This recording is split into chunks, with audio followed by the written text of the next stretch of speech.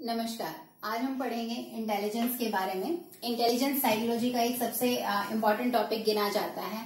पहले देखते हैं इसकी शुरुआत कहाँ से हुई। तो इंटेलिजेंस यानी बुद्धि।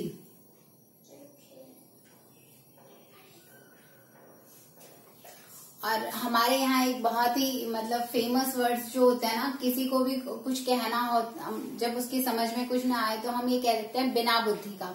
तो यहीं से इसका वर्ड लेते हैं बिना। बिना से निकला है बिने। ये सिर्फ याद रखने की एक ट्रिक है। अल्फ्रेड बिने।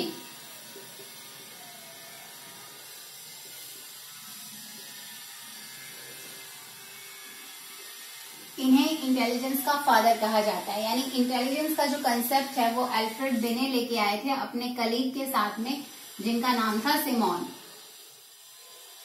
इन्होंने पेरिस में 1900 सेंचुरी में एक प्रोजेक्ट शुरू किया। प्रोजेक्ट किस लिए किया? ताकि जो बच्चे हैं उनको और बेटर वे में पढ़ाया जा सके, टीचर के लिए सभी बच्चों को हैंडल करना आसान हो। ऐसा क्यों? क्योंकि हम देखते हैं कि कुछ बच्चे होते हैं जो स्लो लर्नर होते हैं, जिन्हें बार बार सिखाना पड़ता है या धीरे धीरे सिखाना पड़ता है। जबकि कुछ बच्चे ऐसे होते हैं जो फास्ट लर्नर होते हैं, जिन्हें आप एक बार बताओ वो तुरंत सीख जाते हैं। अब ये जो डिफरेंस था दोनों में, इस डिफरेंस को टेस्ट करने के लिए उन्होंने एक इंटेलिजेंस टेस्ट बनाया।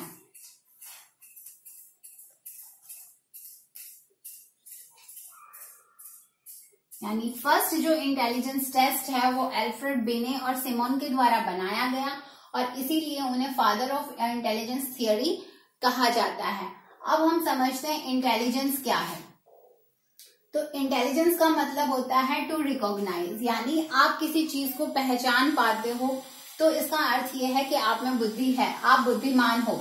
टू अडॉप्ट न्यू सिचुएशंस, आप नई परिस्थितियों में खुद को संभाल पाते हो। उन परिस्थितियों के अनुसार ढलने के बजाय उन परिस्थितियों को अपने अनुसार कर पाते हैं, तो आप बुद्धिमान हैं। इसके साथ साथ वुडवर्थ ने ये कहा कि अगर आप किसी चीज को रिकॉल कर पाते हो तो आप बुद्धिमान हो। यानी आपने कहीं कुछ देखा, पढ़ा या सुना था और जरूरत पड़ने पर अगर वो चीज आपको याद आ पाती है तो इसका अर्थ है कि आप बुद्धिमान हो। तो यहां से हम कह सकते हैं कि व्हाट इज इंटेलिजेंस। तो इंटेलिजेंस का मतलब होता है हमें किसी चीज को अगर हम पहचान पाए, अगर हम परिस्थितियों में, किसी भी तरह की परिस्थितियों में अपने आप को सरवाइव कर पाए, रह पाए, किसी भी एनवायरमेंट में हम रह पाए, हम चीजों को रिकॉल कर पाए, हम प्रॉब्लम्स को सॉल्व कर पाए। अगर हमारे अंदर प्रॉब्लम सॉल्विंग है, स्किल है, तो आप बुद्धिमान हो। इसका अर्थ ये है कि आप इंटेलिजेंट हैं। अब हम देखते हैं कि टाइप्स, 3 टाइप्स गिने जाते हैं एज पर थॉर्नडाइक। एक है कॉन्क्रीट, जिसको हम कहते हैं मूर्त।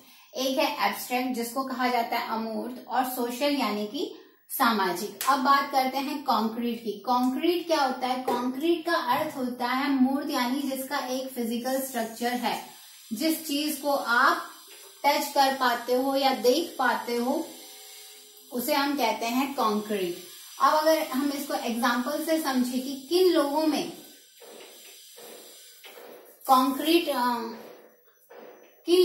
कॉन्क्रीट इंटेलिजेंस होता है, तो मैकेनिक्स हैं जो मशीनों पे काम करते हैं, इंजीनियर्स हैं, ये सब किसके अंदर आते हैं? कॉन्क्रीट के अंदर आते हैं। इनका जो इंटेलिजेंस है वो कॉन्क्रीट टाइप का गिना जाता है, क्योंकि ये किसी भी फिजिकल चीज को देखकर उसका अगर एग्जिस्टेंस है तो उस मशीनों पे, यंत्रों पे ये काम कर सकते हैं और बड़ी अच्छी से कर सकते हैं। इनके अंदर एक और क्वालिटी होती है कि ये फिजिकली बहुत ही फिट होते हैं। साथ ही इनका जो इंटरेस्ट होता है वो स्पोर्ट्स में होता है, यानी फिजिकल एक्टिविटीज हैं उन पे इनका कंसंट्रेशन ज्यादा होता है। अब हम बात करते हैं एब्स्ट्रैक्ट यानी अमूर्त की। अमूर्त क्या होता है? जो हमें दिखाई नहीं देता, जैसे भूत नहीं, जैसे कल्पनाएं, इमेजिनेशंस हैं।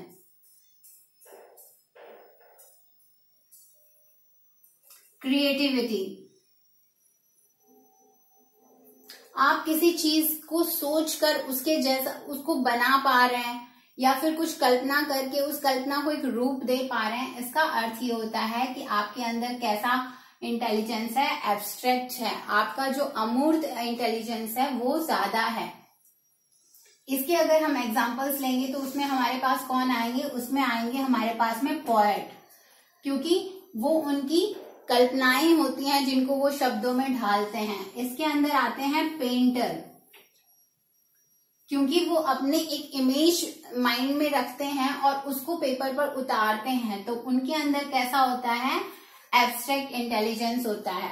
इन लोगों की खासियत ये होती है कि ये बुकिश होते हैं, यानी कि इनको पढ़ना पसंद होता है या अपने सब्जेक्ट में इनको और ज्यादा सीखने की जो इच्छाएं होती हैं वो ज्यादा होती हैं।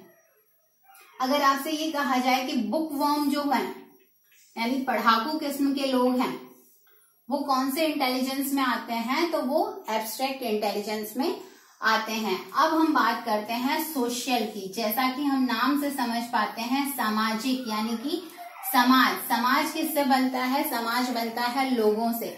जो लोगों के लिए काम करते हैं या जो लोगों में अपना प्रभाव ज्यादा बना पाते हैं, ऐसे लोगों में कैसा इंटेलिजेंस होता है, ऐसे लोगों में होता है सोशल इंटेलिजेंस। अगर हम इसके एग्जांपल्स की बात करें तो पॉलिटिशियंस, पब्लिक स्पीकर,